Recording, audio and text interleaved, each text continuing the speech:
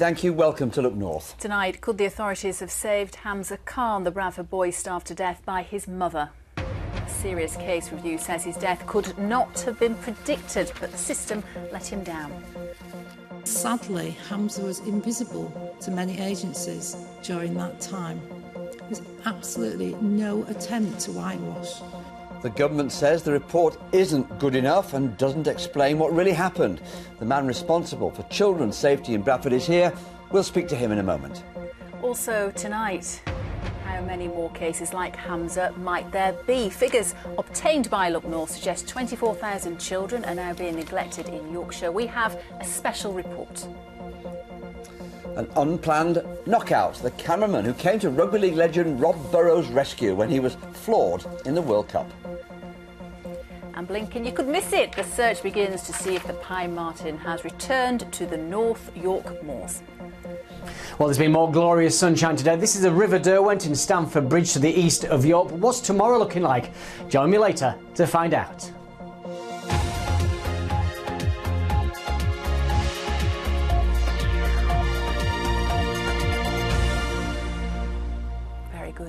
An independent report has found that a 4-year-old boy from Bradford who was starved to death by his mother was let down by the system supposed to protect him.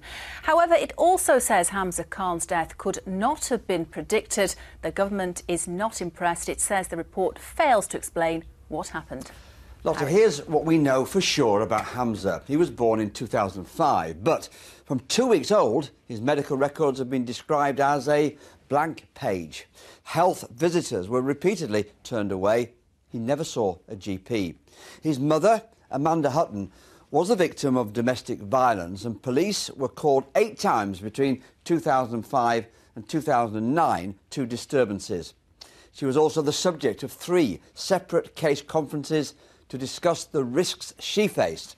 But even though the family was well known, today's report did not find any individual in authority had been negligent. Our first report is from our health correspondent, Jamie Coulson. The haunting image of Hamzah Khan, a 4-year-old child who was starved to death by his own mother and whose body lay undiscovered for nearly 2 years. Last month, Amanda Hutton was jailed for her role in a case of neglect described by the judge as wicked. Today, the focus was turned on the agencies that came into contact with Hamzah's family during his short life. The death of any child is a tragedy. Social services, the police and the health service today lined up to deliver the findings of a serious case review into Hamzah's death. First of all, it is clear from the trial and the judge's remarks that only one person was responsible for Hamzah's death. That person was Amanda Hutton, Hamzah's mother. The serious case review found that Hamzah's death could not have been predicted, but also found that systems, many of them national systems, let Hamzah down. It also found there was insufficient information and no evidence that would have allowed any agency to take statutory action to safeguard Hamzah. This was a family who chose not to use general services such as early help, early childhood services, health services, etc. And sadly, Hamzah was invisible to many agencies during that time. No sooner had this report been released than it was surrounded in controversy, with one senior source inside the Department of Education describing it as rubbish, and another government minister saying he had deep concerns about the content. In a letter, Edward Timpson, the Children's Minister, says the report fails to explain sufficiently clearly the actions taken or not taken by children's social care, and believes there were at least 10 missed opportunities to protect children in the house, including concerns the report was unclear about some of the contact between social workers and the family. This is not a whitewash. I am an independent person. My whole career is dependent on my independence and my critical view of systems. So it's not a whitewash, but I didn't write the report. It was written by a further independent person and chaired by an independent person. Hamzah Khan's mummified remains were discovered amid the squalor of this house. His body was found in a maggot-infested baby grove for a child aged between 6 and 9 months old. At the time, he would have been 4.5. Hamzah's father, who has a conviction for domestic violence, has now criticised the main findings of today's report. You honestly think someone's going to admit to this? Nobody. They're just going to pass the buck. The police are going to blame the social services are going to blame someone else. They're all going to blame each other. But I've lost a son. Someone's head needs to roll for this, and then they're going to start listening. Then they will do something about this, because it'll happen day in, day out. Since Hamzah Khan's death in 2009, social services, police and the NHS all work under one roof to safeguard children, and the most recent Ofsted report rates Bradford's services as good. But the matter doesn't end there. The lawyer representing one of Hamzah's siblings is now bringing a civil case against the council over what he sees as a failure to act. As a result of those missed opportunities, I believe that my client has suffered psychologically as a result and has been exposed to these poor conditions for some considerable period of time. The Safeguarding Board will now respond to the criticism of their report, but for now, questions remain about the death of a child who was invisible in life. Jamie Coulson, BBC Look North, Bradford. So let's talk to Professor Nick Frost, who we saw there in Jamie's report and who is the independent chair of the Bradford Safeguarding Children Board. Good evening, Professor Frost. So, Children's Minister hasn't minced his words. Edward Timson says he's got deep concerns over this report. He said there are glaring absences which fail to explain why actions were not taken by children's care services. What's your response to that? You let Hamzah down, didn't you? Well, it's very complicated. I received that letter 10 minutes before the press briefing today. I've taken immediate action. I've replied to the Minister already. We've got officers in Bradford getting the sort of forensic detail that the Minister wants. So we'll respond to that as quickly as humanly possible. On the question of being let down, clearly Hamzah was let down. The question is, how was he let down? I don't think he was let down by negligence by any single person. I think he was let down by a series of events, very unusual events. 35 years in this work, I've never seen a situation like this. But Professor Frost, you've said systems, not people to blame. People do run those systems, and couldn't timely interventions at crucial points have saved this young boy's life? Yes, I think they could. The systems are in place. The workers in Bradford are obliged to follow those systems. If they don't follow those systems, they will be disciplined. In this case, I think the systems were followed, but they weren't robust enough. And I wanted to see a more rigorous pursuit for information and ultimately a multi-agency meeting where all the professionals come together in the same room, and perhaps, with the benefit of hindsight, that may have saved Hamzah. Why didn't these people come together, though? Because there were different agencies involved, weren't there, like the police, health workers. So why didn't they come together for the life of this boy to save him? There's something called a threshold, and you have to reach the threshold in order to trigger this meeting. Now, in the Minister's letter, those events look as if there's many of them, but actually they were over 6 or 7 years. So there was about one event every single year. So that the family were invisible. They weren't used, remarkably, they weren't using a GP service. So it's such a large family, not visible to a GP. This is unique in my experience. Unique it may be, but we're seeing cases again and again of children being neglected. You say it's not a whitewash, but a young boy became invisible. He was off the radar completely. How can we assure people, in Bradford in particular, that their children are safe? Yeah, this is a tragedy for Bradford. It's a cliche in the work that I do, but that cliche is safeguarding is everyone's business. So the community, the eyes and ears of the services, and the services can only respond where the community highlights issues for the professionals. So briefly, if you can, you've been told by the government you've got to go back to the drawing board. What are you going to come up with next? Will it be very different? Will people lose their jobs or be disciplined? Well, it's not the job of a serious case review to look into disciplinary. That's not within my powers. But what I will be doing is forensically gathering all the evidence. We've got staff working on that as we speak. I will get it to the Minister as quickly as possible. I'm hoping within the next week. He wants the detail of times and dates. I'll give him that detail. I should say in the past, reports have been criticised for having too much detail. Professor Nick Frost, thank you very much. Well, Hamzah Khan died due to the gross negligence of his mother, Amanda Hutton. So what is neglect, and how many children here in Yorkshire are being neglected? Our reporter Spencer Stokes has been looking at the figures and talking to someone who knows exactly what it's like to suffer at the hands of an evil mother.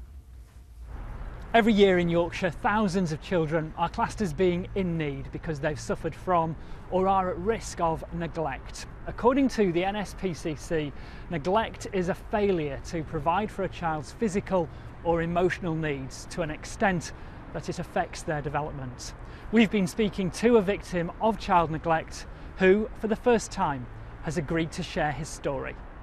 In the 1990s, Craig was neglected by his mother. She starved him. His only food came from free school meals. Anything else was paid for from the proceeds of 2 paper rounds. His words are spoken by an actor, and we've changed his name. Any food I bought, I kept hidden, because when I first started buying more, I would put it on my desk, leave it there, and when I'd come home from school, it would be in the bin. If she could find it, she would chuck it in the bin. So that's when I started lifting the floorboards to hide stuff under. It weren't nice and clean, but it was a case of that or go hungry, because she would chuck my food. Craig's mother made sure no one was aware of the neglect. But when children are thought to be at risk, they're categorised by every council as being in need. According to the government, there are more than 24,000 children in Yorkshire in need because of neglect or abuse. That's an increase on 2 years ago, when the figure was exactly 21,000. The numbers are highest in Leeds with 4,251 cases and Bradford with 2,741. In many cases, neglect overlaps with physical abuse, and that's what started happening to Craig. She told me on numerous occasions that if she could get away with murder, she would. I remember her picking me up numerous times and pinning me to the wall and shaking me that much with rage and anger. You're just waiting for her to do something. A punch to the head, punch to the stomach, smack, belt, slipper, chuck me across the room. I just wanted to end it. Although Craig's neglect and abuse went unreported, the NSPCC say that in Yorkshire last year there was a 17% increase in calls about neglect. The figures rose from 701 referrals to the charity in 2011 to 818 in 2012. It sends a shiver down my spine because it's still raw. It's something that I'll never get over, but I won't let it defeat me. It's heartbreaking to see that it's still happening now. I've got problems now because of the injuries that I suffered as a child. I've got scars on my arms. I just think she's an evil woman, just pure evil. She scares me to this day because I know what she's capable of. Whilst Craig's neglect is in his past, it's something 24,000 children in Yorkshire are still living with. Neglect or abuse overshadowing their lives every day. Spencer Stokes, BBC Look North. Well, we're joined now by David Ward, who's the Liberal Democrat MP for Bradford East. 24,000 children possibly being neglected in Yorkshire. How many in Bradford? Well, I think your figures are shown on your earlier package, and it's a substantial 2,700, I think the figure was. I mean, it's not surprising. It's a big area, and we know that it's got its own problems. Bradford, you'll know those, Harry. There's lots of areas of deprivation, and these things too often go together, and it's also we're under stress at many families at the present time with the economic crisis, so that's the scale though of the problem. Come on, you're, as an MP for Bradford, what needs to be done immediately now? Well, what immediately needs to be done is for people just to actually slow down and give this some careful thought. I really do object to people rushing to print as quickly as possible with their knee-jerk reaction to a pretty substantial report, which we need to consider in a lot more depth before coming out with knee-jerk reactions. So the government is blaming the council to a certain extent, the council's blaming the government.